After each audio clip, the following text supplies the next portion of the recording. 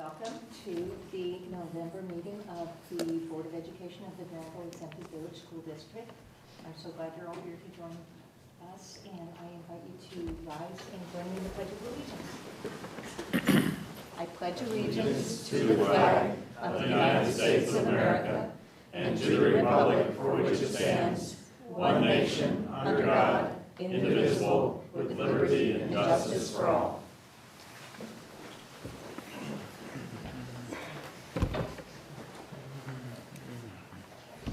Said welcome, so we can just go on to the roll call. Dr. Corman. Here. Ms. Deeds. Here. Mr. Janice. Here. Mr. Miller. Here. Dr. Untitled. Okay. We'll move over here for conversation. This doesn't actually amplify, it's just for those watching at home. I'm sure there's millions. Tonight we start by recognizing the young women and men for an outstanding year on the Granville High School cross-country team. The girls finished 10th in the state, making this their 5th straight top 10 state finish. In addition, they have been in the league and district champions every year since 2009. All of the girls in grades 10 through 12, being commended tonight, also earned academic All-Ohio honors. Freshmen are not eligible, or else I'm sure we would have more. Cross country is the only sport in which the team must qualify to compete at the state championship, as well as meeting high honor roll status to earn this recognition. So I'd like to bring up the ladies first. So we have Alyssa Atkinson, Destiny Brayton, Cassidy Carey, Michaela DeGennaro, Tori Flowers, Melissa Kerr, Clara Lamb, and Jessica Sadiani. Did I say that right? Yeah. Yes!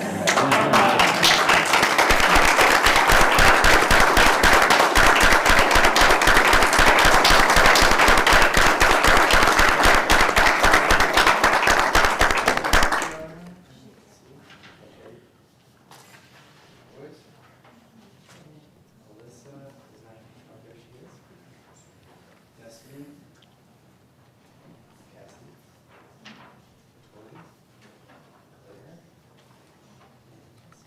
There you go. Congratulations. Come on over here. We got to do a photo op.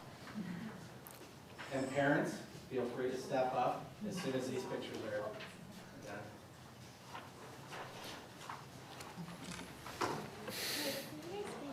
Can we scoot in? Sure.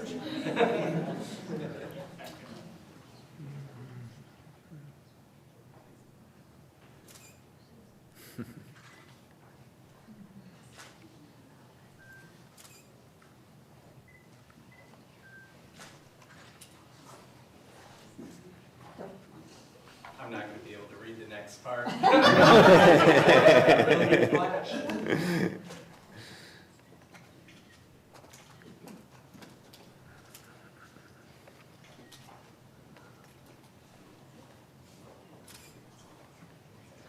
Great. Thank you very much.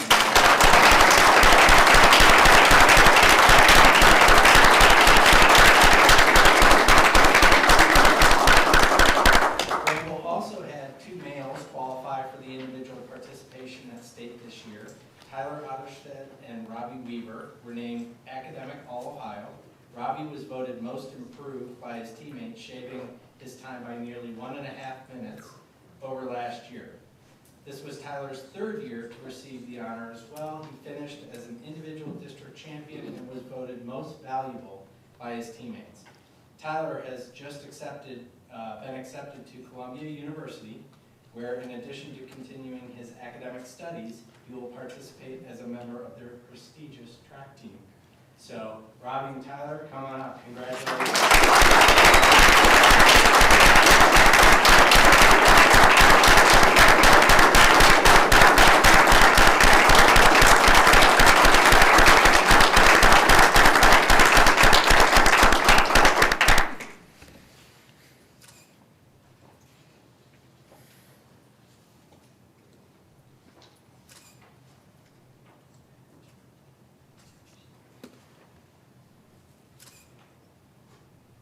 Got it, Dad? Yep. Okay.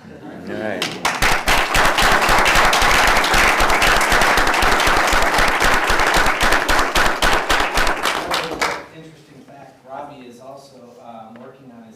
Scout project, and I saw a lot of high schoolers out walking around. Robbie, why don't you tell everybody what you're doing? I got you back. He snailed me at an earlier awards presentation. So I am collecting donations to package up and send to Navy sailors around the world. So if you find a bag on your doorstep, you can fill that with different items that are listed on the flyer. And we will be coming around next Saturday at 10 a.m. and picking them up and packaging them and shipping them off to the Navy sailors. So if you can help, there are also drop boxes in the high school, the elementary school, and Ross's River Market. So I really appreciate it. That's fantastic. And Rob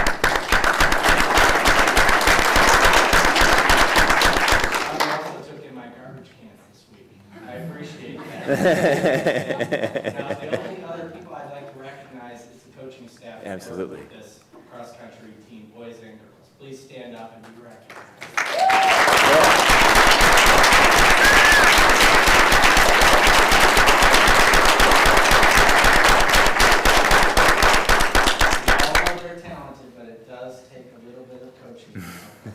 So we appreciate the coaches as well. Next, we are going to recognize 4 members of our teaching staff that have recently completed the work necessary for master teacher renewal. A master teacher demonstrates excellence inside and outside of the classroom through consistent leadership and focused collaboration to maximize student learning. A master teacher strives for distinguished teaching and continued professional growth as specified by the Ohio Standards for the Teaching Profession. We are extremely proud of these educators who continue to exemplify excellence in the field of education. Our honorees are Barb Blotter, E.B. Smith, who can't be here because she's sick, Dave Stewart, and Deb Thomas.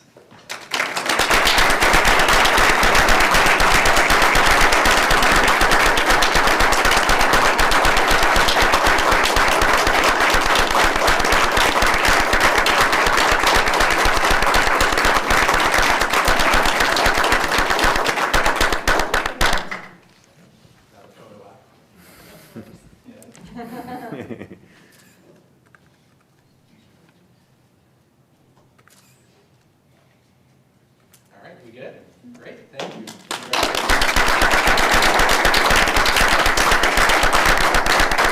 That includes commendations, and this is where usually half of the crowd leaves, and we conduct the rest of the business. So feel free to stay, but you're free to go.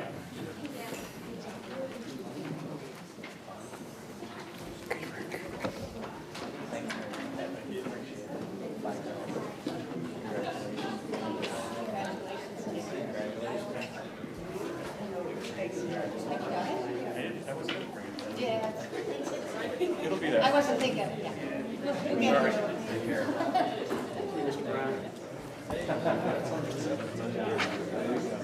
Congratulations. I'm staying here.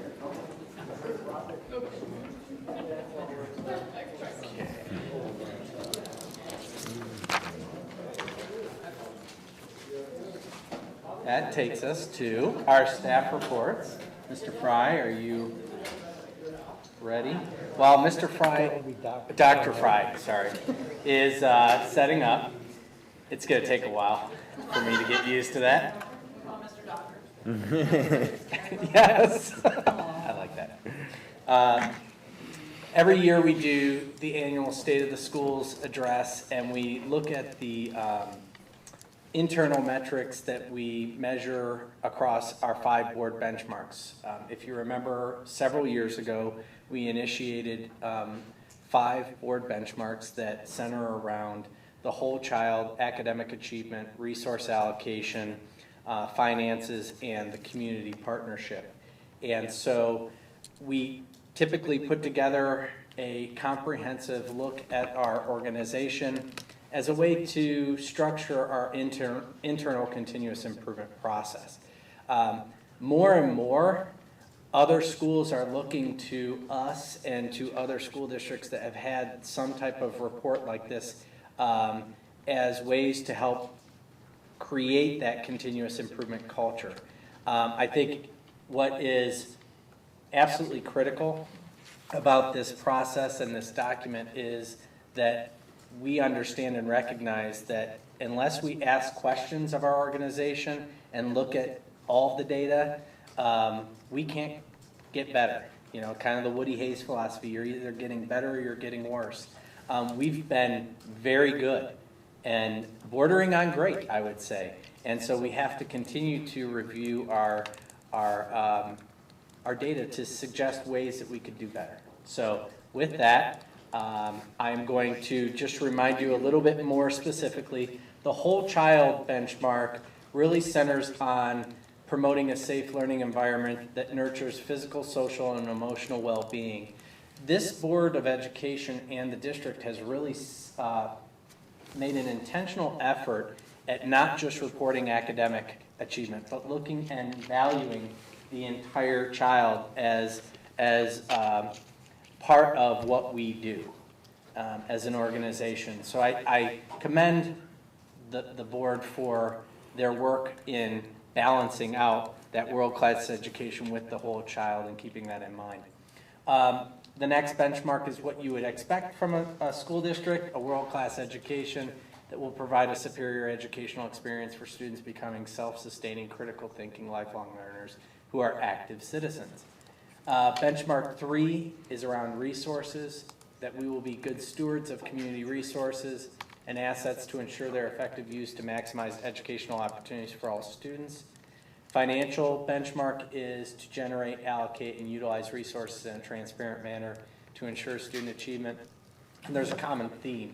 We're always ending with for all students or for student achievement, because in the end that's what we're all about. And then benchmark 5 is about building a strong community partnership through involvement, collaboration, transparency, to provide the best educational experience for kids. And I think we have seen some examples of that partnership just recently with the dedication of the land lab, or the groundbreaking for the land lab, and some other things that we've partnered with some agencies on.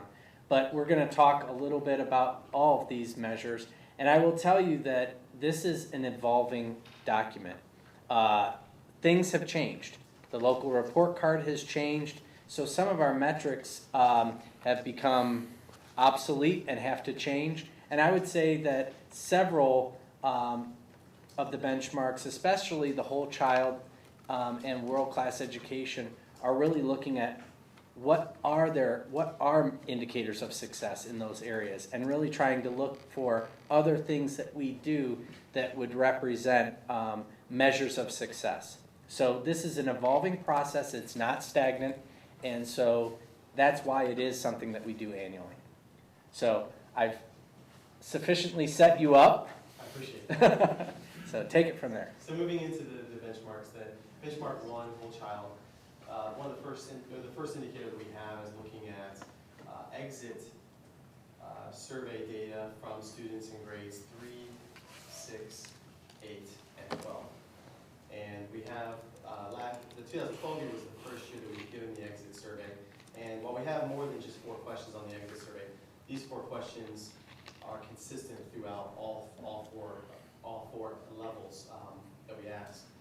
And so we're looking to see at least 90%, an increase from the previous year, or maintain at least 90% of our students giving the top 2 ratings.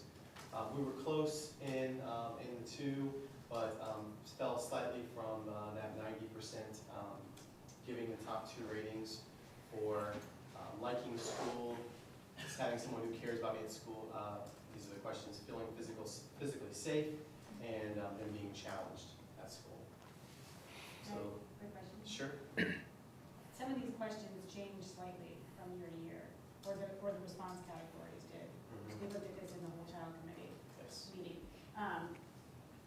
Is that likely to have caused any of the dips? It's possible. I mean, the questions did change slightly, but this was the intent, was to keep it around these areas. So, I mean, we'll continually tweak the questions to write them better. I think they're more clear now than they were in the past. So that potentially could have something to do with the drops, but Or overinflated in year 1. exactly. Yeah. So we'll know more as we move forward, and as we get better, we're trying to keep the questions as similar as possible. while still adding additional questions that buildings are interested in to drive their continuous improvement plan and process. And just in general, when we go through these, is there a sense for like statistical significance of some sort? I mean, we're looking at some pretty fine numbers here, and I don't know if we can grasp that or if there's a way to kind of quantify that. Yeah, once we get to the point where the questions aren't changing, we can definitely do that. Well, and I- moving on. Yes, Yeah. and I think the other thing is, we're looking for trends. And, with any, because Okay. these are different kids. So, you're measuring different populations of students, and they're reporting differently. So, at some point, we're going to be able to see how those third graders respond in sixth grade. Yeah. And then those sixth graders in eighth grade, and then eighth grade and Yeah. 12th grade. So, again, we're looking through for longitudinal trends. Okay. And I think it's important to recognize that overall, they're pretty high ratings, and that's what we want to see. But we're also looking for any potential blips. And while this is the only other indicator in benchmark 1 for whole child, we know that there's other metrics that we're working on, how else to measure, and what other goals we have for the whole child. But probably because it's easy to measure, we look at participation rate in these extracurricular, co-curricular. Also, we know that it is a protective factor. When students are involved in school, they tend to not get into risky behaviors. And so we saw a drop from last year to this year. One thing that's difficult, this includes only middle school and high school students. So we don't have school sanctioned activities at the other grades, other buildings that we could incorporate in here. And even at the middle school, it's difficult because we have a lot of students who are involved in the GRD, but because it's not a school sanctioned, we're not in charge of it, we don't really count it. If we counted the students who are active in those activities as well, this obviously would be higher, but just under 80% for the 2012 school year, which is higher than the previous year. Getting into benchmark 2 now, world-class education, you'll notice that most of these are around state testing or something to connect with state testing. Again, we have a group that is our administrators, as well as a parent group that's looking at other ways and other things that we find important beyond state tests up to this point. This first indicator is looking at the growth across each grade subject. And so you can see historically where we've been over time, third grade reading, third grade math across through fifth grade social studies.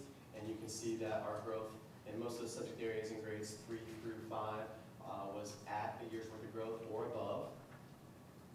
When we jump to the 6 through 8, you can see that, again, most of our growth was above or met. We did some areas that were below.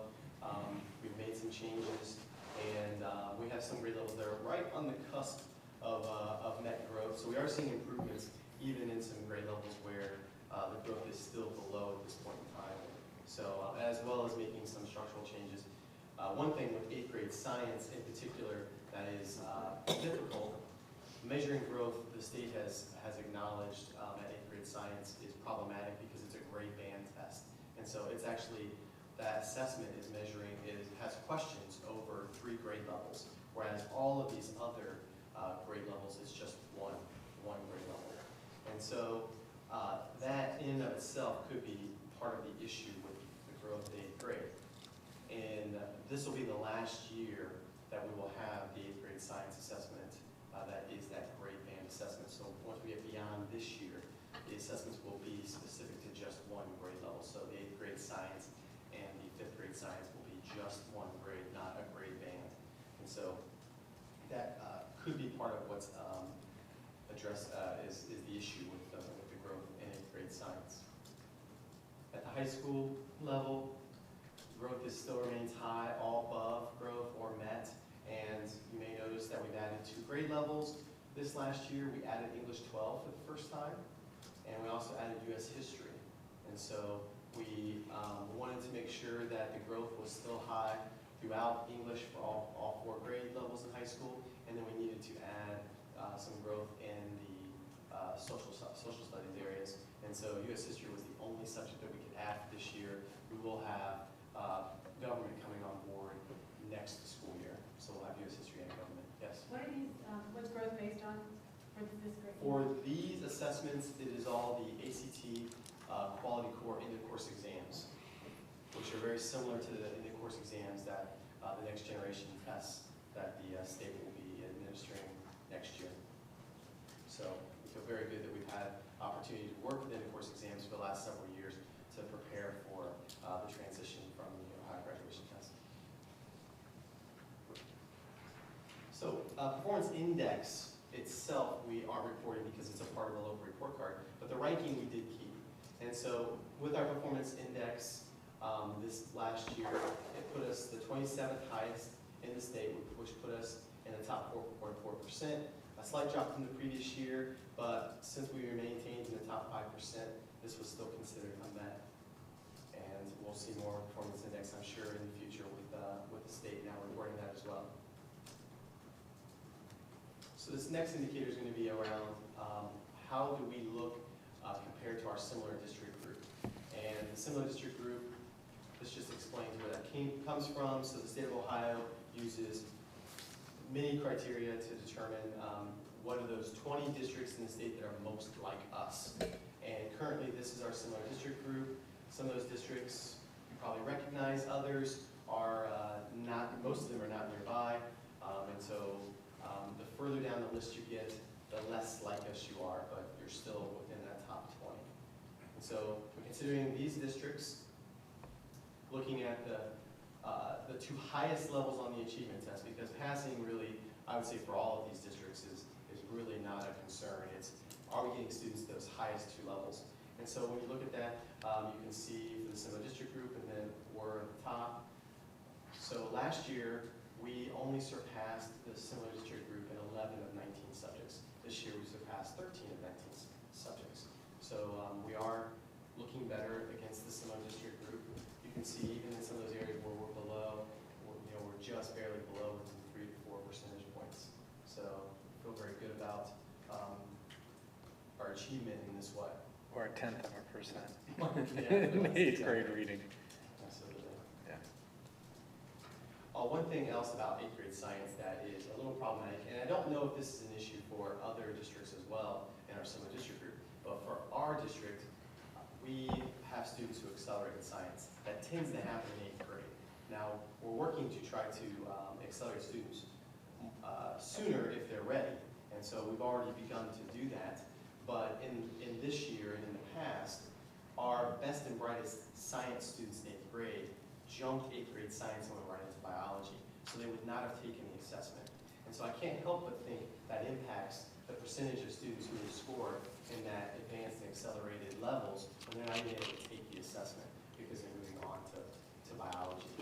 So again, that's something that we should start to see to whatever level that's an impact in these next few years. This next indicator is all around advanced placement, which are courses that students take in high school. And advanced placement is created by the College Board, and it is considered one of the most rigorous courses in high school that a student can take. And if they score well enough on it, they potentially can get or can earn high school or college credit for this. So if you look at we look at two things, access and excellence. So access would be the percentage of students who actually are taking a course by the time they graduate. And so we look at just our juniors and seniors. We had 60%, a little over 60% of our juniors and seniors take at least one AP course, which is up from the previous year. Really high percentage for a school. And then still maintaining the percentage of students scoring the 3, 4, and 5, which are those considered a passing score that potentially could earn them college credit. Although it dropped a little bit, we're still at 78% above the 75% threshold that we set for ourselves.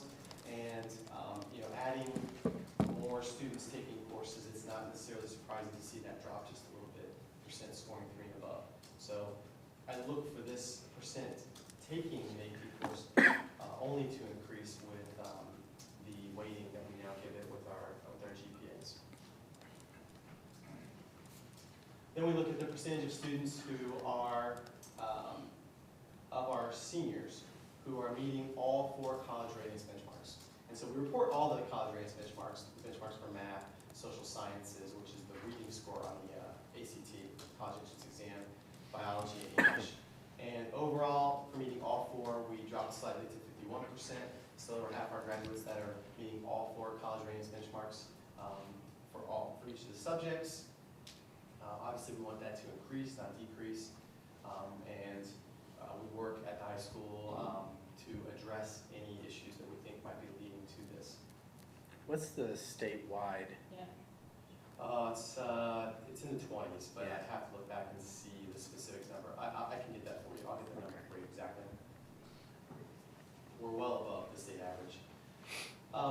This year we moved from, we have been reporting through the years the actual average score of the ACT. We moved to the median score because our percentage of students taking the ACT was getting so high, was well above the state average, that the students who were taking the ACT were not our highest achieving students. We were having, and it's great, we want students to have access.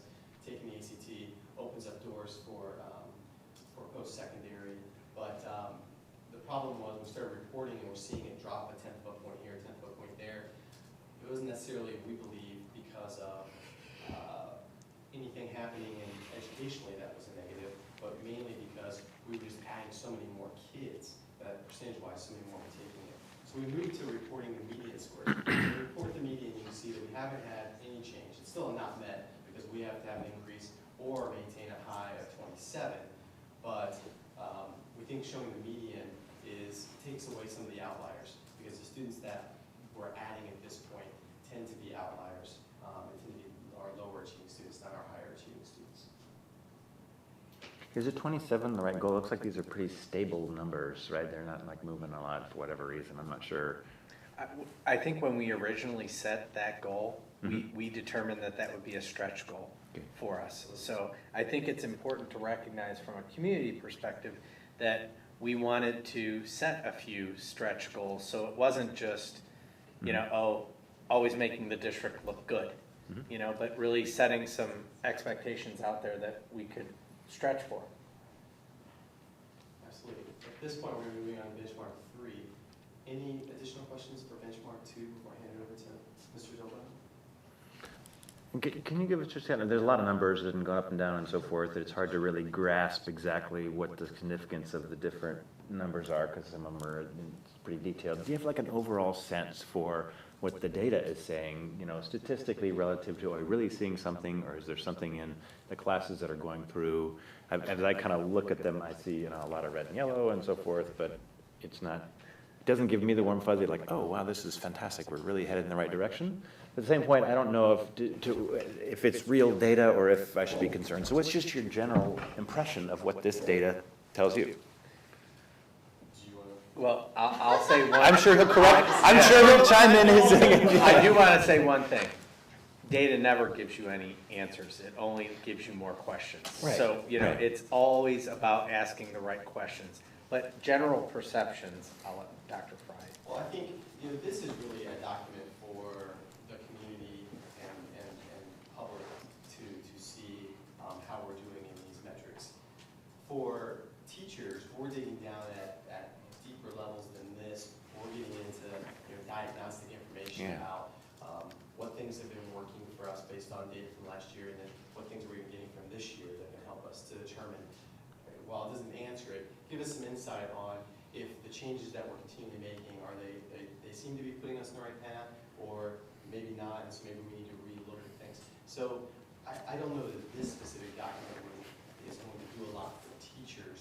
We're using information even at a lower level than this, definitely more specific to them. So there's definitely, obviously by the red, there's areas for improvement. I think we do have lofty goals, but I think that's okay. Honestly, in talking to teachers in our district, I never get a sense of complacency.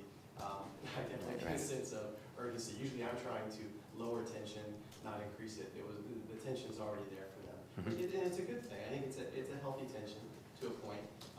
For those who need it to be lowered, we work to do that.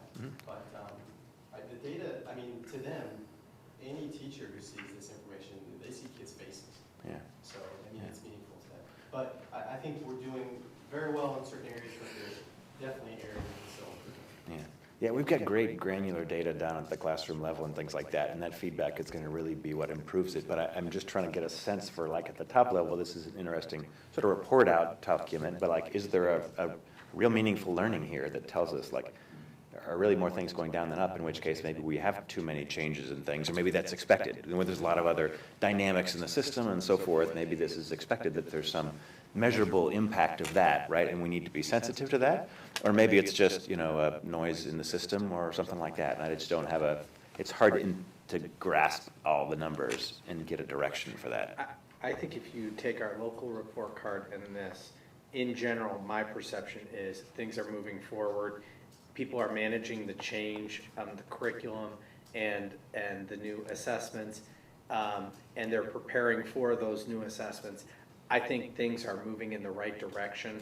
I think people are being intentional about what changes they might need to make.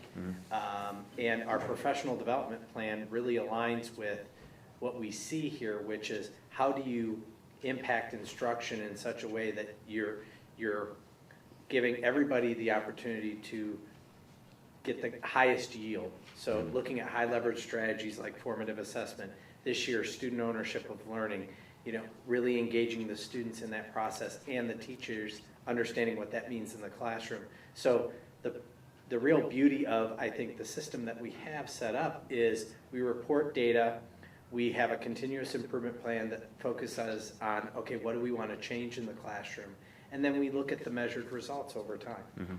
And I think that alignment is going to help serve the district well. But there are some areas that, you know we're doing very well in, and there are other areas that we're continuing to monitor and make slight tweaks each year. Yeah. And I guess I feel very much the same way. I mean, I think we're really headed in the right direction. When I kind of get down to a lower level of what's actually happening in the classroom and with the teachers, wow, we are just really doing amazing things, right?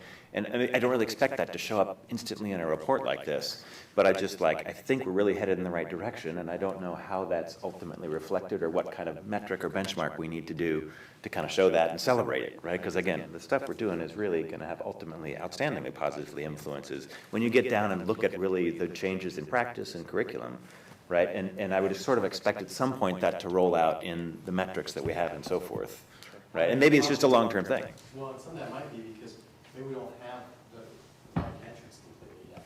And so that's partly why committees and teachers and administrators are looking at those things to try to determine, okay, what are the goals that we have?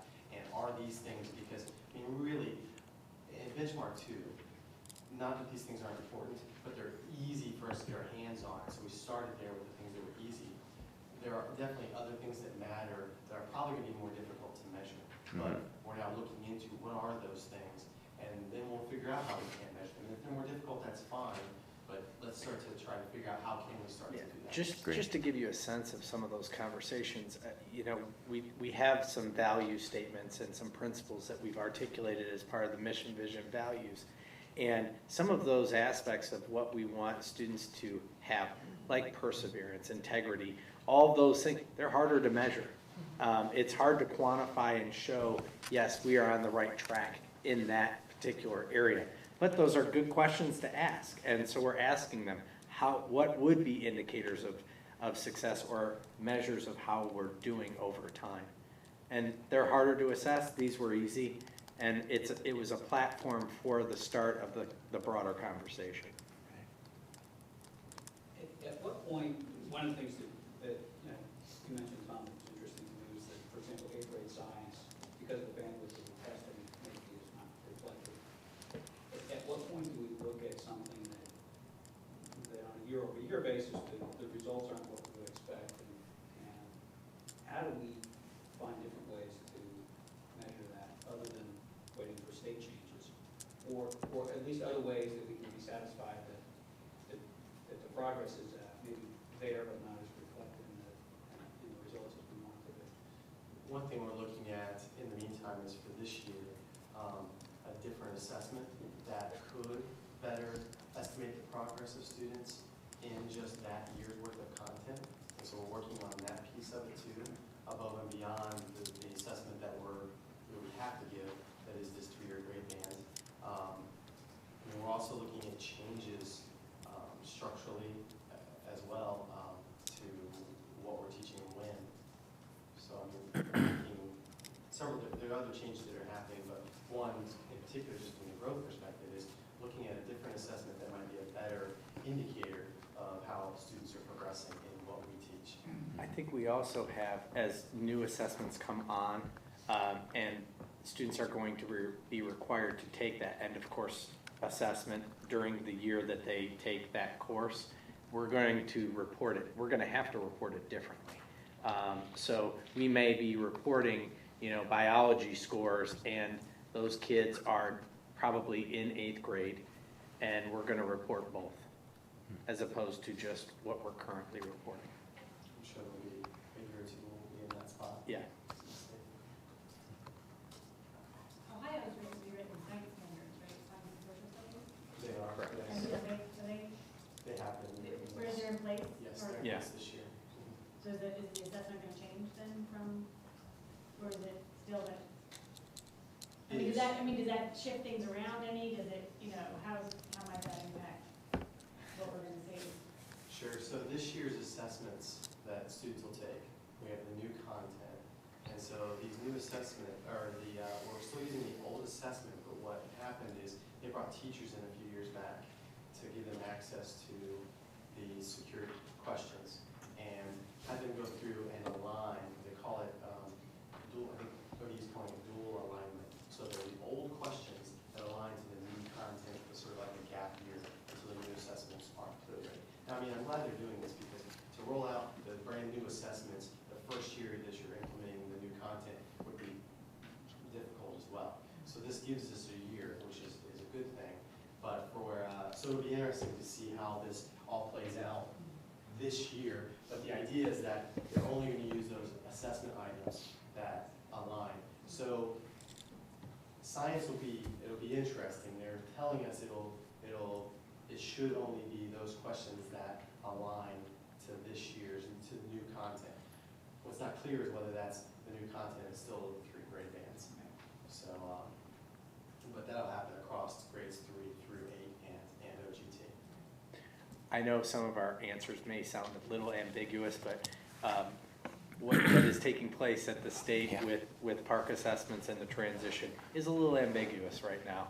So we should probably have added that caveat initially. Other questions? Okay, I'm going to turn it over to Mr. Dildo. Thank you, Dr. Brown. Okay, benchmark 3 with operations has 3 metrics that we measure, and the first one is the use of utilities cost per square foot. And this year was our first year. We met it the last several years because we decreased the cost. But when we started our program 5 or 6 years ago with our energy committee and setting up an energy policy, which Tom Miller and a lot of our communities were involved. Our goal at that time was hit $1.15 square foot. And this year we did it. We're at $1.08. And it's a team effort, there's no doubt about it, because your staff members have to be turning lights off, computers off, students are really involved with it. Our maintenance people are watching our utilities right and left, making some HVAC and really doing a nice job adjusting, because when we started our program and we set our new temperature limits, we had a lot of problems because we didn't understand a lot of the rooms, and the buildings were cold, they're too hot. And now we have a good handle of what's happening, and we know what rooms are our problem rooms, and so we can make adjustments to it. We've added insulation light to our intermediate building. And so we really should be very proud of this because it's a team effort. Preventive maintenance is a huge part of this whole thing. Making sure your belts and your fans are working properly, making sure your filters are clean, and the equipment's working efficiently. So we've met it, we've got good pricing, but again, natural gas has went down, which certainly helped us. And we now have the bad contract that we were in at one time. You didn't know it was bad at that time, we took the risk that we took. But our group at MEC is doing a really good job getting us into a good electric consortium, which tonight that's on the agenda, and I think that's a good deal for us. And he's really done a nice job with the natural gas. And I would like to be part of the committee to watch that and making sure we help make the right decisions, and I've learned a lot about that. So I'm very proud of this. I think we all should be proud of it, but and saves us money so we can put money back towards education. That's what this is all about. Then the other metric is the bus routes. Unfortunately, this year, the state of Ohio has stopped measuring this, but we have the gentleman who has set up this measurement, Pete Pesky, who used to be the head of transportation for many, many years, now works for OSBA. We've called him at OSBA, and he's going to come up with this calculation for us. We expect it to be positive because remember last year we retooled all our bus routes. We lowered our routes by 2.5 routes, and we've increased our per pupil ratio. It's just not a per pupil ratio count. It also includes the miles that you drive and all of this. It's several different factors to make it fair. So we will find out in about a month. Pete said he would figure this out for us. He has to give some good calculations, and we've got to be compared to similar schools and so forth. So, but I expect that to be a very positive output for us, and I'll get that information to you when we get that from Pete. The last one is our lunch program, which our goal is we don't want to use district funds. And technically we haven't used district funds. We didn't make money last year. We ended up in a hole about $5,000. Luckily our pay for it accounts carryover keeps us from dipping into the district funds. But our goal is to break even. And we are working hard at that with ABI this year. In fact, we were ahead of schedule. The intermediate building, we made some nice changes with our lunch program and given more options that more students are eating. And so that's going to increase our revenue. You know, our lunch program, people don't realize our budget's $775,000. So, you know, we don't want to be in the hole, but when you lose $5,000 out of $775,000, it's not, you know, it's not bad. And with our goal of cooking fresh, and we're not using a lot of commodities and processed foods, and we want to buy local as much as we possible, and provide nutritious meals, I think our district's getting a heck of a bargain for what we're doing with our program. We are bidding our program this year. As I told ABI, you're doing a wonderful job. This will be a fair bid because it should be that way because we want to keep improving. And we have a good committee of community and staff members and even students. We have some middle school students who are helping us with this bid process. Denison just bid through, and we're getting a lot of their information so we can find out what they were doing because I know their buying local program is really going strong, so we want to really look at that. And so we've been meeting last month, we're meeting this month, and our bids will go out in January, and we'll keep you posted on how that whole process is going. But I'm really excited about what our program is doing. We want to make it financially sound for us, and we will strive to do that. And we don't want to be a burden for the district. And so far, we really haven't. We've been able to keep it going, but it's been a good program for us. I've been in a lot of districts that have used their food program to actually supplement their budget through the use of commodities and federal subsidized foods. And I think Granville has it right compared to a lot of school districts across the state of Ohio. We want our students to understand what a healthy meal looks like, and we want them to understand the value of nutrition. And I would be very happy for things to continue in this manner so that we can reinforce those concepts to students. Yeah, when I hear about some of the other school districts and the kinds of foods they have, and it's just crazy, right? And so I really would like to find a way to highlight in this, not just the economics, which is an important one that we stay focused on, but the fact that we have healthy foods, that we buy local, and that we have a number of other benefits from this program, right, that I think need to continue to be highlighted, because those are the important things to some extent. But I had one quick question. What is our participation rate? Is that something we track? When we started our program, the previous program was at 26%. Mm-hmm. We're just over 60% of our kids. Really? And that was last year's numbers. Great. This year, we're still tracking, but That's a great one as well to kind of keep our eye on and to celebrate the fact that we have such quality foods that we can maintain that. Yeah. one of the things we're exploring is also a breakfast option for our kids. Because again, they get getting it pretty early, especially at the high school, middle school level. And so we're looking at some, ways that we can do that. It's not use the school day, but the ways that we can provide that for them. When we serve breakfast or lunch, it's one of the more popular meals. I think I figured how many eggs, they told me 600 some eggs that they used at the high school, middle school every day when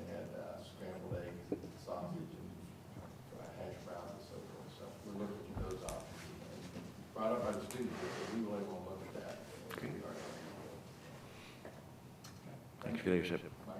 Okay, benchmark 4 is for finance. Goals, GFOA award for the capper, that was met. We did receive that again for 2012. A successful audit. We also have for 2012 with fewer than 3. We had no minor compliance citations at all last year. The audit is actually going on. The final pieces of the audit are going on right now for 2013.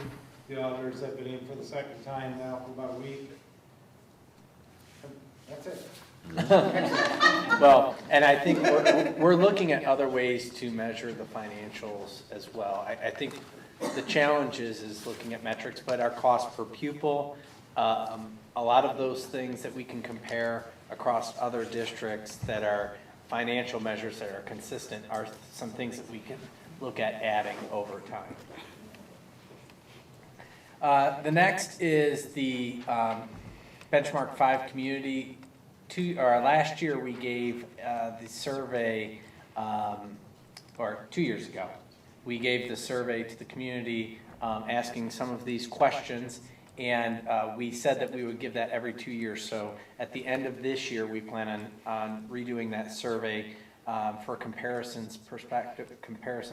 But what I think is really important is potentially wrapping this into a broader conversation about the direction of the district. Now that we have had the successful passage of our levy, and we've talked about doing an innovation process or some type of revamped strategic planning process, I think it's important that maybe this community survey also lead to some parent focus groups and a broader strategic planning process. So we will talk more about that, but I think we need to continue to embrace the community and ask them if they're satisfied with their product. I can tell you I did a lot of conversation with the community over the last several months, and overwhelmingly people are supportive of the district. I think whether or not they like tax increases is a different question for most people, but I think what the product that we deliver is people like, and they're supportive of that, and they want more of that. I think the other piece that I think is really important for the benchmark 5 is to look at some of the partnerships that we've established over time, and we want to continue to reinforce those partnerships and highlight them as benefits of being in this community. So that's something that we can look at in the future. Is there the opportunity, are any of those open-ended, like, or do you say, you know, what could we be doing better, or is it really just a Likert scale? Yeah, there are. Yeah. And is there any, like for instance, the one that is that whether we manage our finance as well, particularly was lower than all the other ones. Right. It was 59% Yeah. approval. Well, And I mean, is there a place for comments? That is, I don't think that one had comments, but I will tell you, if you look at that question statewide, the answer is typically in the 30% range, if not lower. So 59% is actually high, but it's all relative, just because nobody really likes to answer, you know, a question affirmatively when you're talking about a tax. That's interesting that there are statewide metrics. There's some commonality between those. It might be useful enlightenment for us to see kind of how that shakes out. Yeah. I think one of the things that, you know, we did initially, because if you remember, we were kind of putting this survey together relatively quickly to get a sense of how the community felt 2 years ago. But I think, you know, there are some groups out there that do surveying that if we want to embrace that process, we can, or embark on that process. But I do think that it's important to get some sense of the community's perception of how we're operating. It's also important to get, because I think that part of what you see in these, that these numbers don't necessarily reveal is who's voting, who's participating in the survey, and what is their relationship to the With district. the school, yeah. That can often shed some light on what those numbers happen to be, Correct. or why they happen to be. Okay. Any other questions? Well, thank you, Dr. Fry. Just wanted to say that one more time. And I am going to bring up Mr. Dilbone again, and he's going to talk to you a little bit about the faculty handbook, and I will jump in as necessary. Mr. Dilbone. The faculty handbook, we actually started this last year with the employee code of conduct. If you remember, we had the association and administration get together and work with an outside group to develop an employee code of conduct, which we use board policy, the regulations that we have, guidelines, and also negotiated agreement. So we set standards that we want our staff to meet, and we've also talked about, okay, if they don't meet those, then what are the actions that can be taken? So this year we're going one step further, and including the employee code of conduct, but then we also now are including all the other items that a staff member should know, and it's really kind of a one-stop shopping type situation for them, especially for new teachers. How do you do an absence if I'm going to be absent? How do I fill out a purchase order? How do I do a field trip? So I mean, we get that information to them, but it's kind of a piecemeal type situation. So this whole thing is to do a handbook. And then what's nice about it is it's going to be a handbook that's going to incorporate all the schools, so it's not going to be one handbook per school. And so within the meat of the book, we'll be able to use various items like the start of the day for intermediate building will be different from the high school, but it's going to be in there. And we might be adding appendices also to the different buildings. We do have a contact with OSBA to help us do this. They have a great template. So why we establish something that's already been there. And so we use that template, but then our administrative team has said, okay, but we need to add these items to this. And so we now are working on those items that we want to add to make it to where it's a Greenville staff handbook, and they would have that. The leadership team's been wonderful. Their hands are full with all the evaluations that's going on and so forth. So trying to take time to go back and just make sure it's right. And so it's taken us a little bit longer because of all the different things that's going on. But it's better off that we get it done right the first time, and then we can have it ready for it. So our goal is by December, we will have this thing ready, and we'll get this out to again leadership for you to look at and get your ideas and thoughts about it. But it's a great thing for our district, and the staff could appreciate it. I wish when I started here, if I had all this information, it'd be nice instead of having to go find it and ask people and so forth.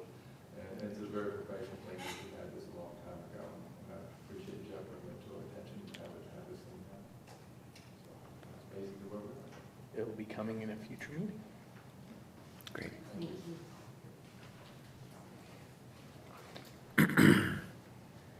Okay. Chuck didn't just turn the heat down. Well, Tolerate a you know square what? foot. He wanted that to be 107. So we're getting there. All right, this brings us to our section of the board meeting where we talk a little bit about an item that we need to probably dialogue a little bit about. It's the CTEC board appointment. In House Bill 59, which was the budget bill, there was a change in conference committee about the way the GEVSD boards of education are constructed. And right now, each member district selects somebody from their board as a representative to create the Board of Education for CTEC. With the change in legislation, they created some, I would say, hurdles to get over from a qualification perspective of the board member that's being selected, if they're going to select a board member. It could be a member from the community, but I think we have been talking about making sure that we have some type of elected official on that Board of Education leading that work. Currently, Dr. Corman sits on that board and has done a great job of keeping us informed of all the great things that happen at CTEC. So we had a meeting with the CTEC attorney and all of the other member districts, and we thought it would be appropriate to speak in public about what are the qualifications that, that we need to look at, and then when we appoint in January, so we're a little bit down the road, we are prepared and we've had some significant conversation about our appointment. So what is the criteria? The criteria is, and honestly, I left my notes upstairs, so I'm going to go into my inbox real quick here and pull them up. At the presentation? Yes, that would be great. Thank you. Appreciate that. Members of the board have to have experience as either a chief financial officer, chief executive officer, human resources manager, or other business, industry, or career counseling professionals who are qualified to discuss the labor needs of the region with respect to the regional economy. So I think the first examples that they outline appear to be quite limiting, but then when you read on, the catch-all seems fairly broad in any business professional qualified to discuss the local labor needs. So we have to appoint somebody that meets that criteria, and the CTEC has put together a couple of different documents from a resolution perspective and also from a documentation perspective of quantifying or at least reporting what people's qualifications are. So we would ask whoever we select to fill out this information sheet, attach their resume that kind of gives a perspective of this experience requirement. I will tell you that I think, honestly, not that I write laws, but I think any one of our board members would be an absolute excellent fit on that Board of Education. But I do want to make sure that we honor the spirit of what the intent of the law as well. I think if you look around the room, we have several people that may fall into that category. Russ, Thomas, and Dr. Corman all have some type of experience in the business world. Amy being at the library, Katie being an educator, might be a little bit more of a stretch, but I think we do have several qualified candidates and we need to discuss. So now that I've set it up appropriately, what are the board's thoughts? There's a lot of that's involved in that catch-all, and I think only is hard to kind of think when you have a catch-all phrase like that. But I guess my first question is like, what does the CTEC administration think about this, or what do we sense is that the people on the ground there feel that they need in a governance team, right? And what benefits could there be to that? I haven't asked the question. I don't know. Well, do you have a sense, Jen? I think actually they're fairly pleased with the structure that we have currently. Yeah. And that, these changes, CTEC actually has a advisory board for each one of their programs that are industry people in the local economy. So our programs are already being advised, vetted, with the individual communities that, or the individual Programs. In the business community. So, Great. Okay. So it's a little bit redundant in some ways, this new law for us. And so I don't know whether this came out of other GEVSDs not having that kind of a structure. So from a business perspective, our programs are, and they're much more hands-on than the board would be. And so that's good, and I think we would continue to do that. So, I think they're interested in, complying with the laws to the degree that they have to, making sure that all their, I's are crossed, all the dots and T's are crossed. But I don't know if that answers your question. If you It does a little bit, right? And again, I'm trying to figure out, what the intent of the legislation is and what their guidance is, and if there's some problem that needs to be addressed or not. And my sense I- is there's not really. I will tell you. And certainly in our local case, but I'm sure statewide there might be a different vision or something, yeah. I have been told that this legislation was not very well vetted in the conference committee, and it really was the orientation of one specific legislator. So I don't think that there is an issue. Like Jen said, most JVSs have a business advisory council for each of their programs, because in order for their program to be effective, they have to know what the labor market need is. And so they try and match those up on a regular basis. So I think, unfortunately, you may have policy that was derived from the N size of 1, and which is unfortunate, but I also think it is state law now, and we want to comply with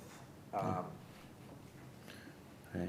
that. So what happens to a board that doesn't have a board member who meets that qualification? They can appoint a So you would have to community go member. outside, but that. a non-elected official, yeah. Mhm. Oh, okay. It- Because that was, I was looking at the PowerPoint that we. It seems like there's such a great value, and I think there's even value to synchronizing closer between the district and CTEC, because I think there's a lot more there that we maybe don't fully tap into because of the constraints of the program, or maybe the schedules don't fit, right? So I think, at the board level, I think there's, a fantastic opportunity to continue to have, an elected member of this board be a part of that board, right? And I think there's such a value in that, keeping that relationship tight, right? That, if we don't see the, overwhelming need, or we don't see a lack from that industry connectedness, which I can imagine plenty of other, organizations like this around the state probably have an issue there. But if that's not identified locally as an issue, I think there's much more benefit in trying to continue to, again, bring our agendas closer together between the districts, right? And so I'm really pleased, and of course Jen has done a fantastic job and dedicated a ton of time to it. So I kind of feel like we're meeting the needs of what CTEC's best interests are, right? Yeah, And that's kind of where absolutely. my basic perspective is, Jen yeah. has been an outstanding advocate Right. for, Yeah. and just done a wonderful job of sharing your enthusiasm for Mhm. it. And I think it would be Right. a tremendous mistake to disrupt something that's working so well.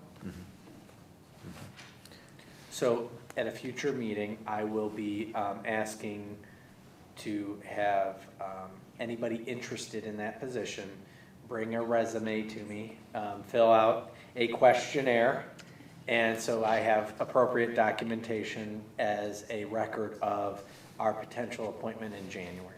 So just wanted to put that on the radar and save it for posterity's sake. So, any further comment or questions? Okay.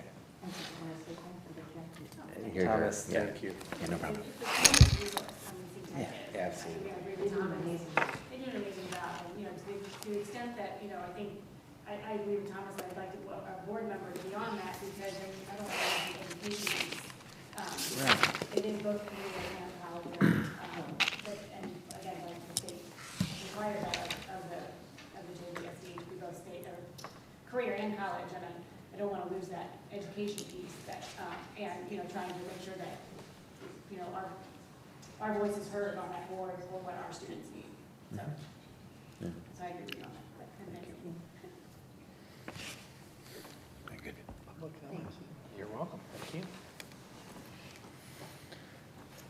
Are we ready for public comment? Yes. Sure. If there is any member of the public who would like to address the board, now is your opportunity. If you'd like to come up to the podium and introduce yourself. You're here to listen.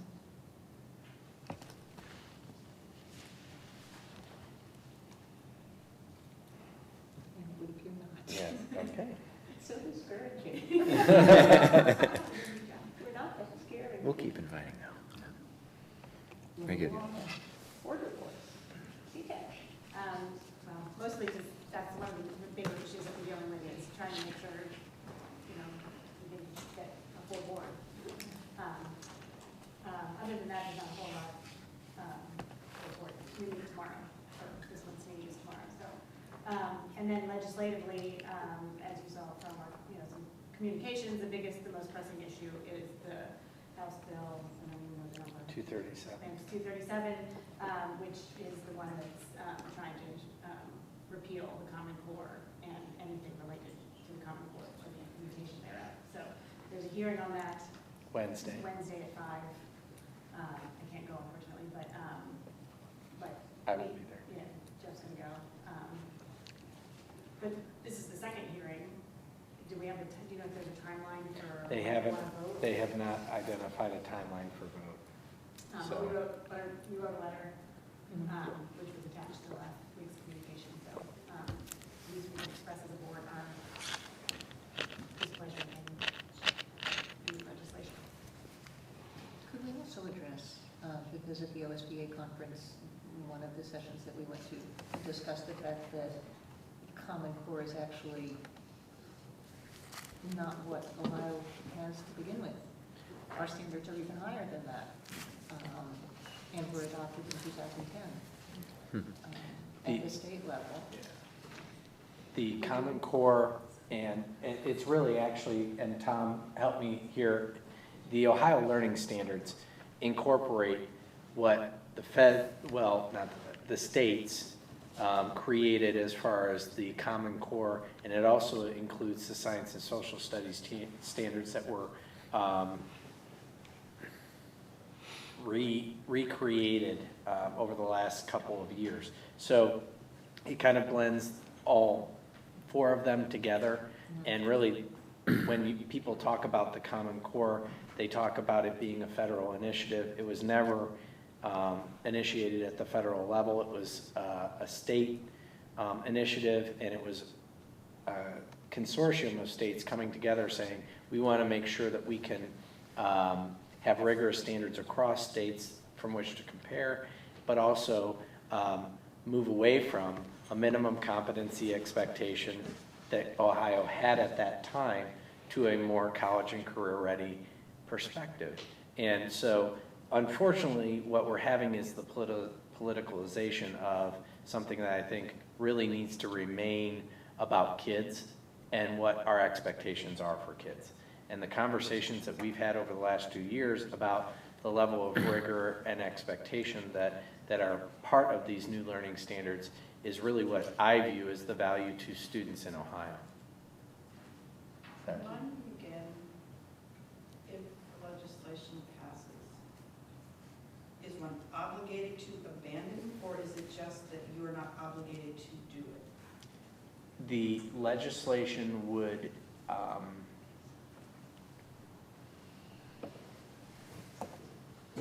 I believe that we would have the ability to still adopt, which we already have, the Ohio Learning Standards in total, and still move in that direction. However, the assessment system that is created might not be potentially aligned with what we currently offer as standards. Is that accurate? Okay. So instead of wrapping on the PARC assessments, we have, hypothetically, we do the Common Core, but we'd be stuck with a set of state assessments that don't align necessarily. Correct. Now, I will tell you that because we're in Granville, we've invested in a lot of different metrics. We have map data K through 8 right now. So we have some data systems in place that we are using to inform the conversations that Thomas alluded to that are taking place in the classrooms that really are what is most valuable. What the state is talking about and the PARC assessments is really the accountability measures. Right. So, I mean, wouldn't it be similar to what we have now where the OAA is kind of the low pitch and what we're doing anyway, you know, the kids who are getting whatever the top category is now Advanced. in October. Yeah. I mean, are we sort of, is that kind of? I don't know what the assessments would look like if they were to abandon at this point. I would assume that if they were going to do something, it would probably be something that would not be as costly to the state of Ohio. So it might be some type of iteration of the Ohio Achievement Assessments, but I'm not sure. That would be just hypothetical. What I'm saying is if we're already doing work beyond that so that that's not so much a challenge for the students to reach the benchmarks that we'd like them to reach. Is it, for a district like this, is it aside from the political point to make in a letter, is it that much of an issue for us regardless of which way the legislation goes?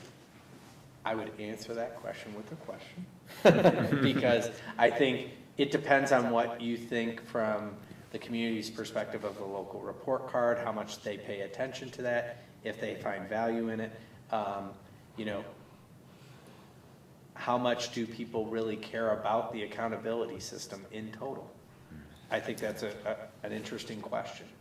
But I think that would be the only thing that would be Right, 'cause I mean, if you're problematic. saying, let's say pull something out, the AP pieces, let's say those continue to climb and the median rises from 25 to 27. All of those pieces indicate the irrelevancy of these assessments, right?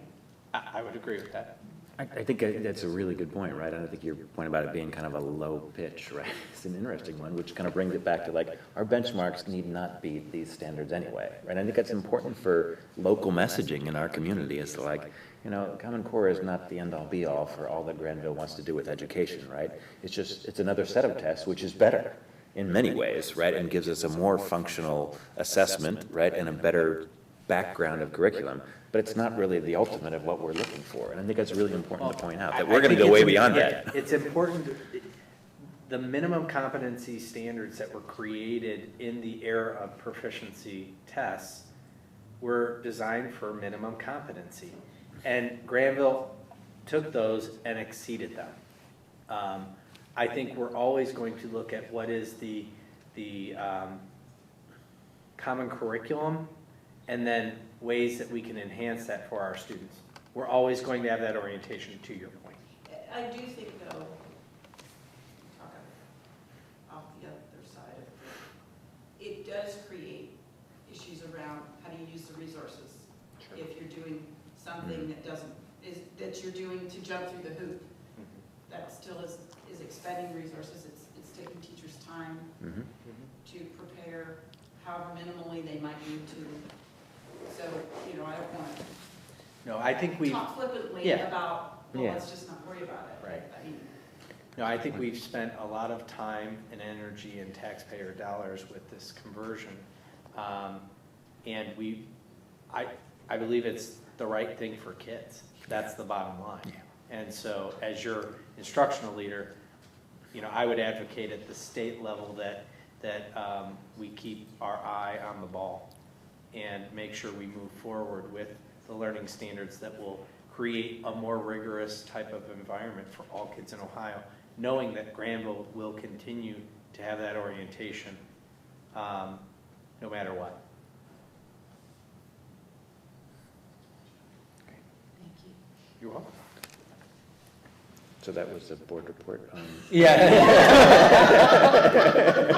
The legislation. Yeah. Okay. There's lots more, I'm sure there. I have nothing for your grade. And just briefly on the Granville Education Foundation is that GEF is moving forward with the fall annual fundraising campaign. They've chosen to wait until after our levy, but those letters will be going out in the near future and with hopes of the community's continued support.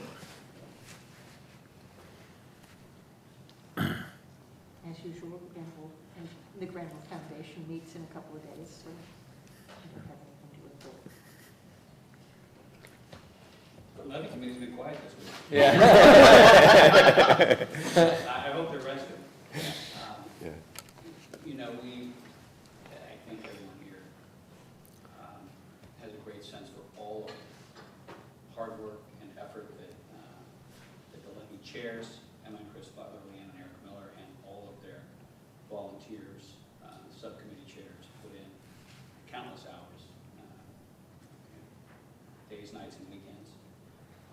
And the kids at Granville benefit from that. And so we are deeply grateful.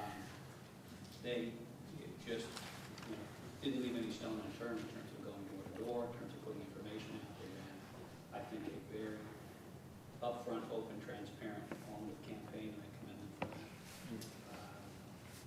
And still in all, it was a very close vote, and something that we need to look at, and I know we will look at going forward as we continue to focus on managing the district's finances and planning for the future. You made a comment, Jeff, that you're not sure how people feel about tax increases. I think we know. But I think that, this is a community that has always supported the schools, and we're indebted to the community for that. It does highlight something that we've talked about, which is that we as a community need to continue to find ways to broaden the tax base, especially in the commercial sector, and to lessen the burden, which is disproportionate in this community, on residential homeowners. There has to be an organized effort at all levels in order to do that, because I think we focus on controlling costs as much as possible, but expenses are something difficult to control, so we really need to work with the levy committee, the ACES organization, which I think will be a sustaining organization, and others in the community on a go-forward basis. But I just am so impressed by their effort and their goodwill and all that they did. Ditto. Mike, I know you sent out in one of the communications the analysis of the previous percentages turnout. Can you remind me what do we know what the I know it was like 1,700 or something, was the vote count, or 707? The vote count, there were approximately 3,500 votes cast in this election. The last time, I said 5,800 votes were cast in the election 3 years ago. We don't have precinct by precinct results yet. Those will not be available till after the certification of the election next Monday. And what is that 3,500, do you know roughly percentage for turn? We have almost exactly 10,000 voters, so it's 35%. Okay, 10,000. The total was, okay. We do know that the turnout was higher in the township than it was in the village. That was the case 3 years ago as well. The precinct with the lowest turnout tends to be the precinct that includes Denison. I believe there are a lot of students who are registered to vote, but probably only show up to vote in a presidential election year.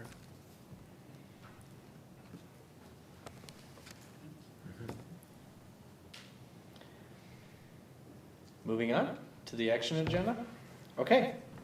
Action item 10.01, leave of absences. We have two.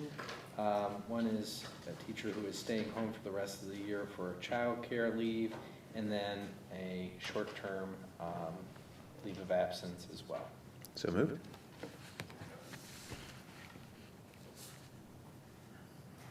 Mr. Miller? Aye. Dr. Untel? Dr. Corman? Mr. Janice? Ms. Deeds? All right, well, here's the laundry list. Action item 10.02 is the board policy updates. If you remember, we've actually done 2 readings on these because of the volume of the changes that are occurring at the state level. You can see the list. So,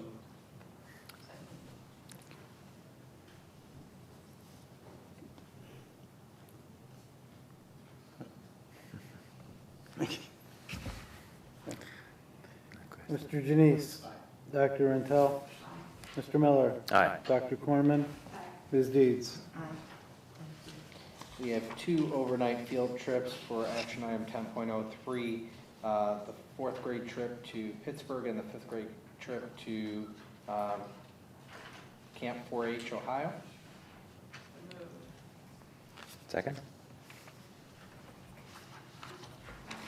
And just a reminder, the cost of these field trips are the responsibility of the parents involved.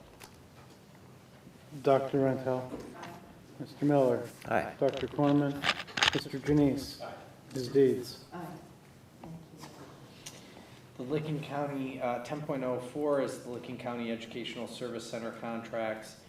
Because of the way that the funding model has changed, we had to approve a Ready, Set, Go, which is their tweener program between preschool and kindergarten that is a full-day option, and the early childhood preschool contract. Because money now is flowing to us, we have to designate the contract to approve them as our provider. So this is a one-year approval, and I will tell you what I told the ESC, which is in the past, the funding model has been designed to give the ESCs our money. Now that we have our money, we will probably be a little bit we will have a little bit more conversation about who we want to serve the preschool children of Granville in the future. So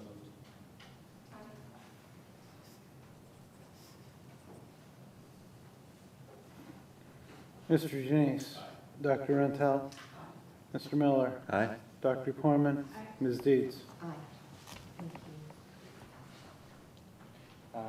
As Chuck mentioned, 10.05 is the electric contract. This is the purchase agreement for the competitive retail electric services, which is negotiated through the Metropolitan Education Consortium, MEC. So, need a motion? So moved.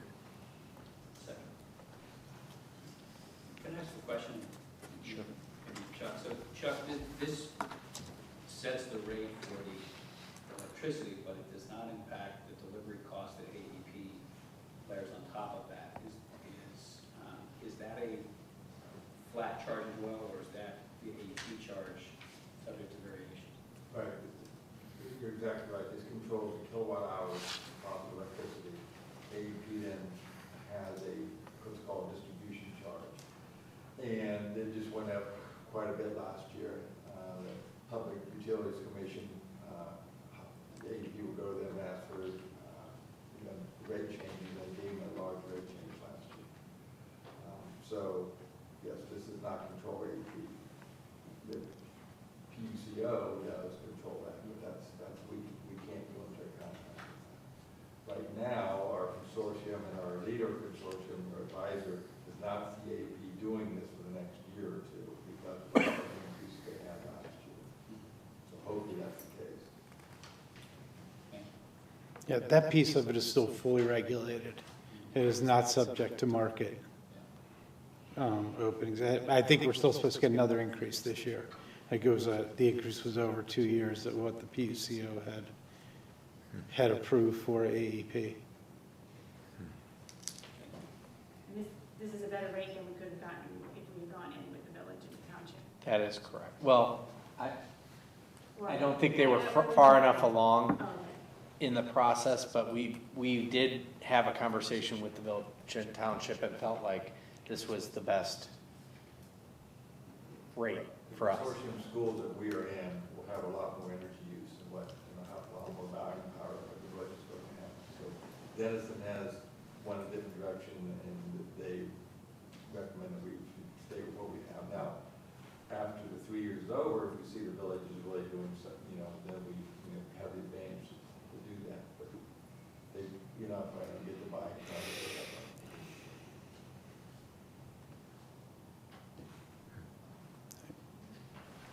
Mr. Miller. Aye. Mr. Janice. Dr. Corman. Aye. Dr. Rentel. Ms. Deeds. Aye. Okay, that moves us into the consent agenda, 11.01A through C7. Just a couple of highlights. We have several donations, many for the music programs that we have in the school district. And another thing that I would like to highlight, but also do so with some hesitation, is the resignation of Liz Sabo and Penny Miller. Liz is going to be moving out of Granville, and she is currently the clinic gate at the middle school, and anybody who's had a child go through the middle school knows that Liz takes great care of our children. And having a child that was asthmatic coming in to the 8th grade, I know I felt totally comfortable with Liz's competency and care for my child. So she will be sorely missed, and we wish her the best of luck, but unfortunately we have to accept her resignation. And then Penny Miller is also moving closer to home and has found another position. So Penny has been doing a lot of the HVAC work that Chuck referenced earlier in the cost savings presentation. So we will be looking for a replacement for her as well.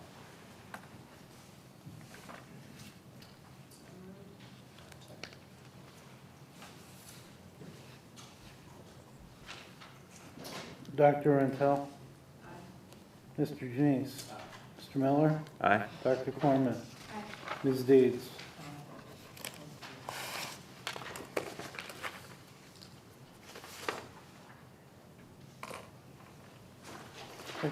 Financial report. Everyone should have received the report last Friday.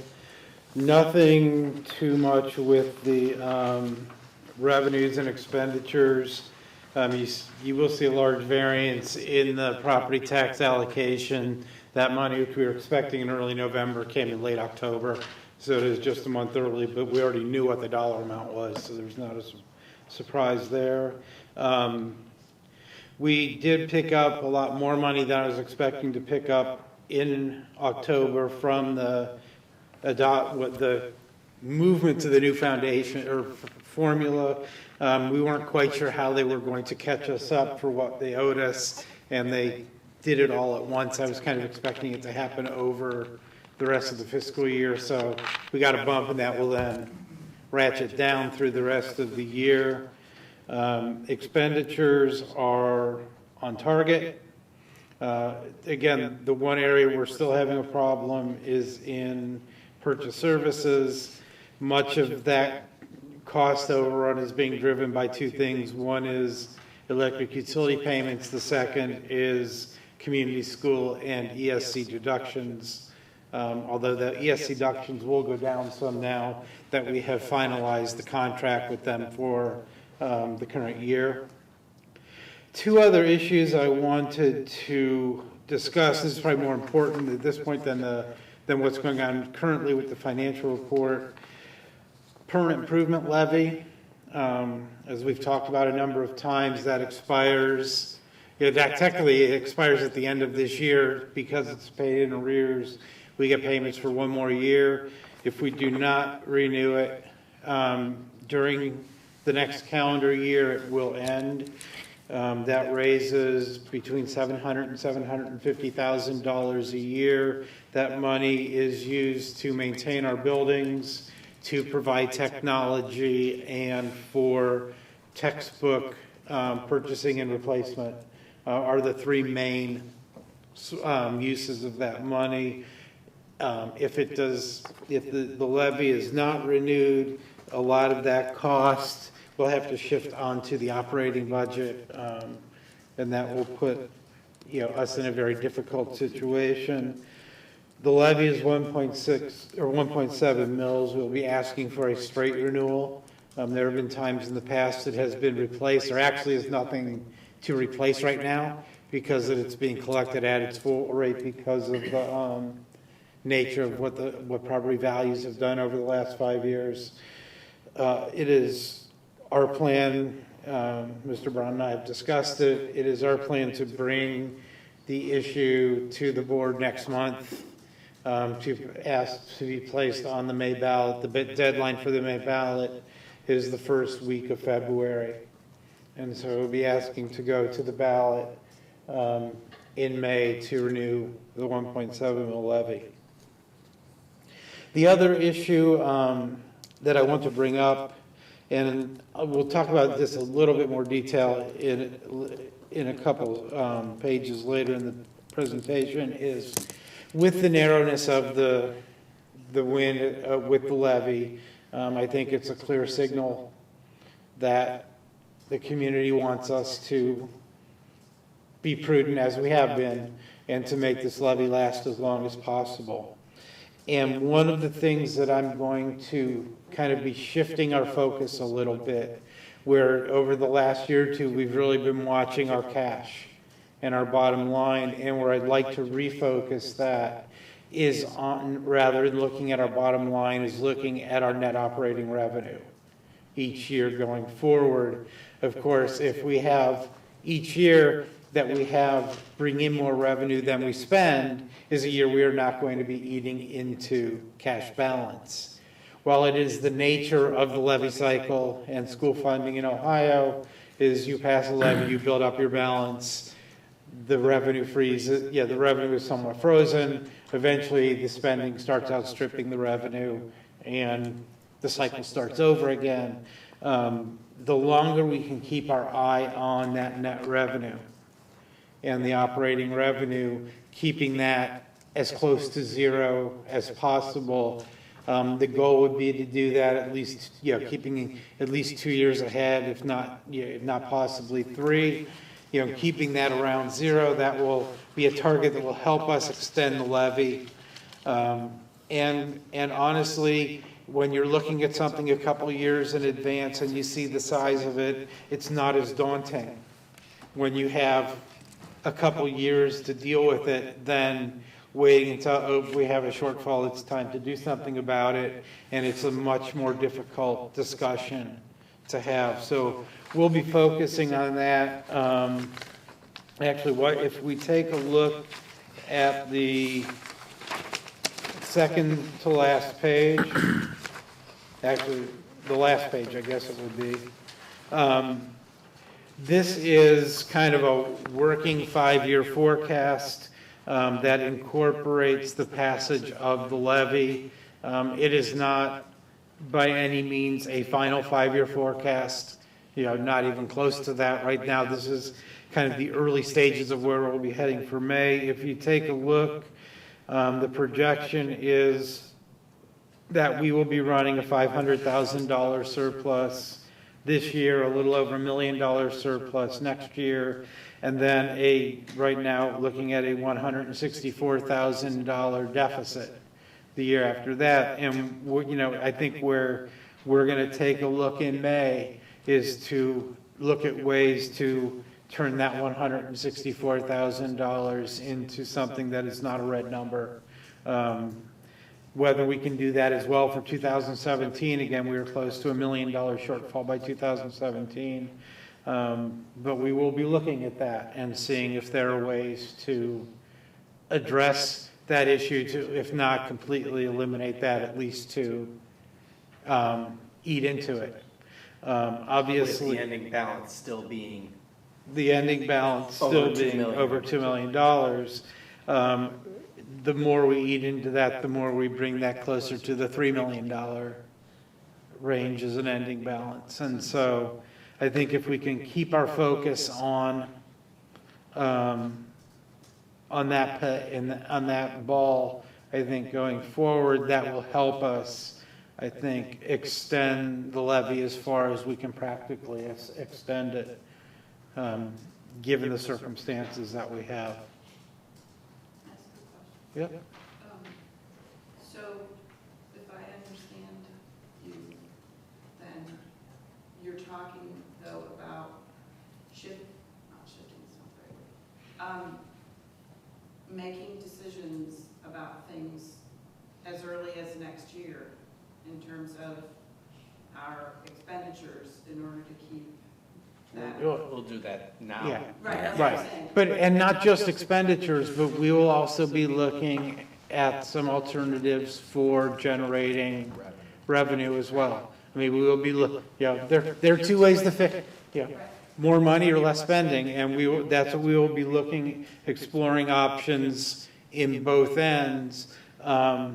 Obviously, get $164,000 deficit 2 years in advance in a $24 million budget is not an undaunting task. $1 million 3 years out is a little more daunting. And there are obviously some factors that we don't know that may contribute to that, the biggest being what happens with the guarantee in the school funding formula. I believe that we need to operate and continue our thinking as if the guarantee will be at the 2013 level going forward. That's the most recent information that we have as far as the thinking of the administration and the legislature, and I think that's where we need to focus where we're headed. I think that makes sense. That's a good way to phrase it. I've never heard this kind of, the revenue thing seems like it's a little bit out of our control, right? I mean, the true revenue, right? But, and I guess I usually think about this number that you're alluding to as like an income or net income or something like that, which is, or a change in a cash flow kind of statement that we need to kind of start to attack this, right?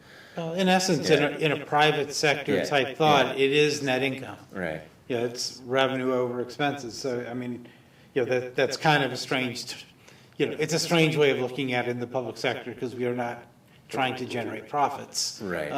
But it is a net income. Yeah, and you're really, again, it's a cash flow kind of thing that you're trying to extend that balance as long as possible. So that's great, and the more that we can get granularity on that and keep those numbers in the out years focused, right, I think that's going to help us, right? Because it might look great this year in terms of our balance, right, with the levy passing and so forth, but keeping the longer range focus about extending this levy as much as possible, given the challenge we had to pass it, right, I think it makes sense to keep that. Yeah.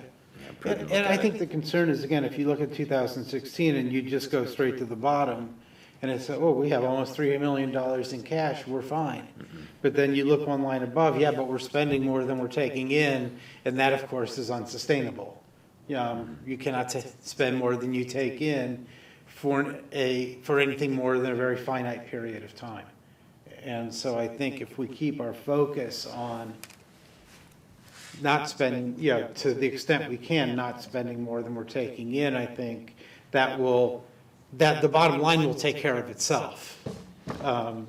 If we're keeping our eye on what we can really control and what we should really be targeting. Great. So, the last slide I do want to bring up is the one before that, and this actually will get towards one of the later items on the ballot or on the agenda. This is the current monthly cash flow projection. You will see that January is looking a little bit better than it has been. We're looking at possibly having as much as almost $500,000 in cash. I know it sounds like a lot. That's it's still not enough to cover a single payroll, but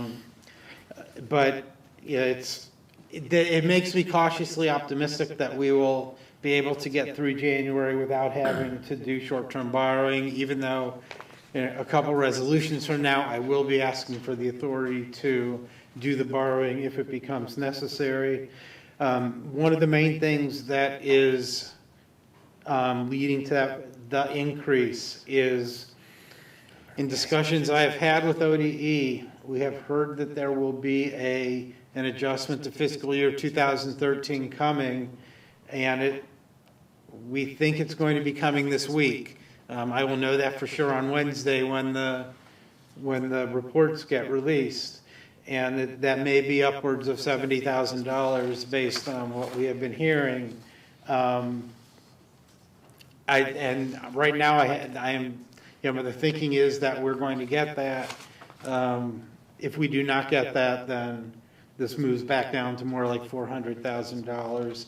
And just so you know, that this does assume, and the $400,000 is already assuming an advance from the county auditor in January. That is built into this. Because we did that last year, and again, that'll be one of the other things that's coming here shortly. But that we do get an extra advance in January to get us through. What was the magnitude of the advance that you forecast? $300,000. Okay, so we were pretty close. Last year we got, the advance was, I believe, $290,000 roughly is the amount that we got. So I just have $300,000 built in. Okay. A lot of that is going to be driven by how much is available is when the tax bills get out and how quickly money comes in. The bills don't go out till January 20th. And we need to request the advance within a couple days of that, to make sure that we have it by the end of the month. So there will not, there'll be some money that's been accumulating through delinquency payments and stuff like that. Hopefully there will be some payments that come in shortly after the January 20th billing that will also be available to us. I guess with that, let's get a motion to So send in your tax payments early. That's right. So moved. I need a second. Oh, second. Okay. Any other questions? I thought you was moving about the tax payments. No. I don't like a lot. Dr. Montel? Mr. Miller? Aye. Mr. Janice? Dr. Corman? Ms. Deeds? Thank you. Motion 12.02, to approve the 2014 agreement with the Rich and Gillis Law Group. They have monitored our Board of Revision, Board of Tax Appeals cases, keeping us up to date as far as what is there. And they represent us at those if they are issues that we choose to either file or to counter if they are filed, impacting us. They have been serving us for several years now. Last year they did an outstanding job for us, dealing with Cherry Valley and getting all of that worked out in a way that was, really as good as we could have expected, given the circumstances that we were in. So moved. Do we have anything active with them now? There is some, I have not, I just in the last week have gotten notifications of current pending Board of Revision cases. I need to go through and review those. Basically, they will work off our guidance. There are times we will tell them to pursue it, there are times we will tell them not to pursue it. They're pretty good about not nitpicking and doing stuff that is more an annoyance than it is of any value. They're pretty, they don't tend to do things just to try and generate income. Mm-hmm. Questions?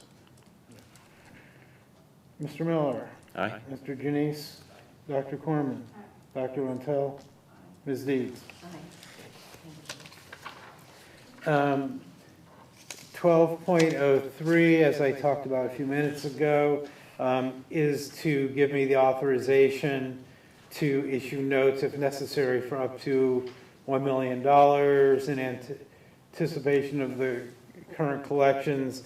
And this would be, we would actually be, if we do this, borrowing from the bond fund as we would have last year. If it was necessary, there will be enough cash in the bond fund that we can very short-term borrow. Again, I do not anticipate needing this authority. If I should need this authority, I don't think I will need $1 million worth of authority, but I want to just be on the safe side, especially if for some reason property tax distributions get delayed. That would really be the only circumstance where we probably need any kind of substantial type borrowing like this. Mike, when do you anticipate coming back to us just to give us the final projection about what, if anything, you need to borrow? It's probably not until January. I mean, we're going to have to see where we are. I mean, part of the problem is that the reason I'm asking for authorization in advance is it's something that would probably have to happen fairly quickly. We would get to the point where it becomes obvious that we're getting tight on money and the property taxes are still far enough off. And it's what we have to really get through is the January 25th payroll. And that's the really sticking point, is that payroll. And what we're really looking at is in the middle of January, looking at our cash situation and making sure that the cash is there. We should get our first advance regular advance from the county prior to the February 10th payroll. So as long as everything is running on time, we'll have the advance and plenty of time to meet the February 10th payroll, and we should have enough cash to get us through the January. Generally, what we have done, what we did last year, what we will do again this year, is any bills that are not to the point where we have to pay a penalty, if we have to push them back a couple weeks, we will push them back into February, hold them until we get our advance from the county for property tax. So at our January meeting, I'll have a better sense of what seems likely or not, but it may not even be definitive though at that point. Thank you. Mr. Janice. Dr. Rentel. Mr. Miller. Aye. Dr. Corman. Aye. Ms. Deeds. Aye. Thank you. Thank you. 12.04, this is normally routinely done at our January organizational meeting. Last year we did it a little bit early so that I could get the request into the county so that we could do the advance in January. So again, we're just putting that on the agenda this month instead of waiting until the organizational meeting so that I can get the request for an advance in late January in. So moved. Mr. Miller. Aye. Dr. Rentel. Dr. Corman. Aye. Mr. Janice. Ms. Deeds. Aye. Thank you. The final finance resolution, 12.05, is a second resolution. We did one last month. This is a second resolution for deemed impractical transportation. This is for students who live outside or inside of the 30-minute window that the Department of Education requires us to transport to, but because of the small number of kids, it is not a practical route for us to run to transport the kids. So the state law calls for a payment in lieu of transportation to the family to cover their expenses for transporting the children to the school. What's the order of magnitude of payment like that? The payment? This payment is about just over $800 per child. For a year. The state sets a minimum. The state sets a minimum and a maximum, and then it's sort of negotiated within there. So it's not based on mileage or? No. The maximum is based on the average cost in the state to transport a child. The minimum is it's kind of arbitrary number that's set by the legislature. But the maximum is formula driven, and it was determined back in the spring for this current school year. And it's per child, not per family. Per child. It is a per child calculation. They have to live within the 30-minute limit though. Like, They- if they- you're 2 minutes away, you wouldn't qualify. No, basically what has to happen, state law says that we are required to transport to non-charter and non-public schools if the bus, at the time the time the transportation normally takes place, takes less than 30 minutes to get to that point from essentially from the bus garage. Running the route, picking up the kids, getting them there. If it's less than 30 minutes, we are statutorily obligated to transport the child, but we do have the board does have the ability to deem it impractical for cost reasons, and this kicks in its place. If it's outside of 30 minutes, there is no obligation on the part of the district. And so we do have the situation this year where there are several children going to schools that are within the 30 minutes, but because of the small number of children who are going to those schools and where those schools are located relative to where we are running our normal routes, it is deemed not practical to provide the transportation.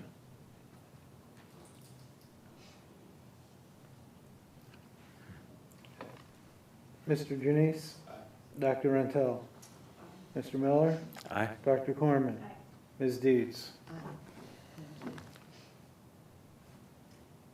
I'd like to make a motion to move into executive session to prepare for negotiations or bargaining sessions with public employees concerning their compensation or other terms and conditions of their employment, and to consider the appointment of a public employee or official. Second? Dr. Corman? Aye. Mr. Miller? Aye. Mr. Janice? Dr. Rentel? Ms. Deeds? There will be no action after executive session, so you don't have to stay.